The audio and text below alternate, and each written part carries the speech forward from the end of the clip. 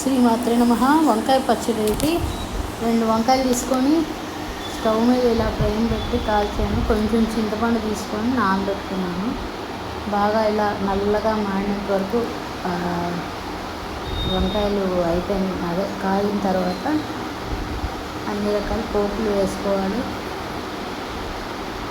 ఆవాలు, మినపప్పు, శనగపప్పు, కరివేపాకు, కొంచెం ఇంగువ అన్నీ కలిపి పోపు వేసి ఈ వంకాయ కొంచెం చల్లబడిన తర్వాత ఇలా విడదీయాలి. తీసి కుక్క అంతా తీసేస్తే దానిలో పసుపు, ఉప్పు, కొంచెం బెల్లం, నానబెట్టిన చింతపండు, మగ్గు ఇవన్నీ కలిపి వేయాలి. అందులో నారలు ఉంటాయి, అవి కొంచెం తీయాలండి, లేకపోతే చిరాగ్గా ఉంటుంది పచ్చడికి. ఇలా పిసికేస్తే ఆ నారలన్నీ వచ్చేస్తాయి, మెత్తగా జ్యూస్ లాగా ఉంటుంది. అప్పుడు వంకాయ పచ్చడి రెడీ అయిపోయింది. ట్రై చేసి చూడండి, నచ్చి చేసుకోండి.